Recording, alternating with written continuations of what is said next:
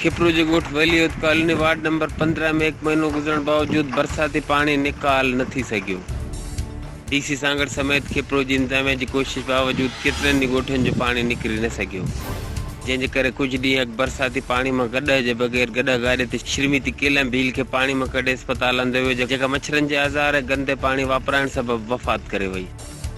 Shrimati Callum जे लाॾाणी बाद संदसि घर में कोराम मची वियो आहे। बरसाती पानी जे वापराइण मच्छरनि जे आज़ार सबबि फोत थी वियल श्रीमती केलम जे मुड़ुसु ईसो बील चयो आहे त बासर माण्हू पंहिंजी ज़मीन बचाइण जे लाइ वॾी कर ॾेई छॾी आहे, जंहिं करे असांजा ॻोठ बरसाती पानी में ॿुॾी रहिया आहिनि, जंहिं करे 80% घर किरी पिया आहिनि। ज़रियनि मूजिबि खेपरू इंतजामिया वार्ड नंबर 15 जो पानी कढण लाइ पाड़ेसरी ज़मीनदार समद लाशारी जी ज़मीन वटां कट हणणु चाहियो थे त मीरपुर ख़ास सां तालुक़ रखंदड़ ज़मीनदार समद लाशारी मीरपुर ख़ास जे सियासी अॻवान खां फ़ोन कराए कट हणणु कोन ॾिनो, जंहिं करे अञा ताईं वार्ड नंबर 15 समेत भरपासे जा ॻोठ बरसाती पानी में ॿुॾल आहिनि। एचआर रेडियो न्यूज़ ते हिन वक़्तु ताईं बसि एतिरो ई। वधीक ख़बरनि ऐं अपडेट्स लाइ ॾिसंदा रहो एचआर रेडियो न्यूज़।